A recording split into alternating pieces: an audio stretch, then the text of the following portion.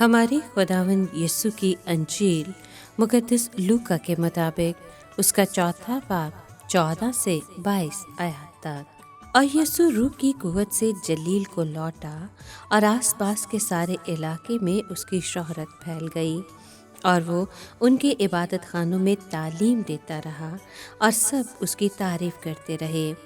پھر وہ ناصرت میں آیا جہاں اس نے پرورش پائی تھی، اور اپنے دستور کے مطابق سبت کے دن عبادت خانے میں گیا اور پڑھنے کو کھڑا ہوا، اور اشعیا نبی کا طومار اس کو دیا گیا۔ اور جب اس نے طومار کھولا تو وہ مقام پایا جہاں یہ لکھا تھا: روح خداوند مجھ پر ہے، اسی لیے اس نے مجھے مسح کیا کہ مسکینوں کو خوشخبری دوں۔ اس نے مجھے اس لیے بھیجا ہے کہ قیدیوں کو رہائی اور اندھوں کو بینائی اور کچلے ہوئوں کو آزادی بخشوں، اور خداوند کے سال مقبول کو مشتہر کروں۔ اور وہ طومار لپیٹ کر اور خادم کو واپس دے کر بیٹھ گیا، اور جو عبادت خانے میں تھے ان سب کی آنکھیں اس پر لگی تھیں۔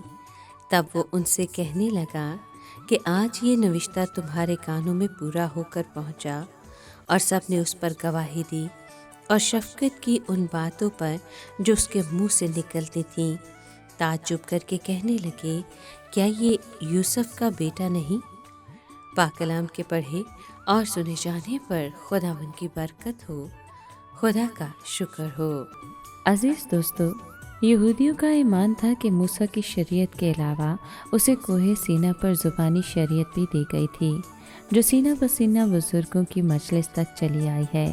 یہ مجلس اسیری سے واپس آنے کے بعد عزرا کی جگہ قائم کی گئی ہے۔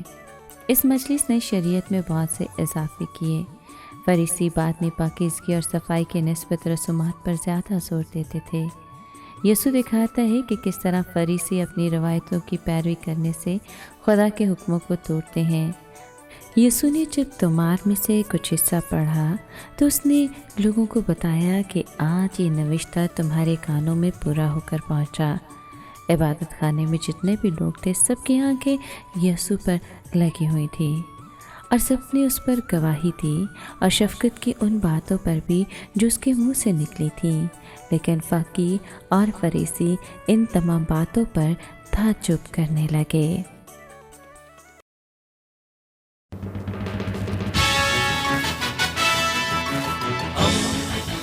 دوستی کا پیمبر، ریڈیو ویریتاس ایشیا۔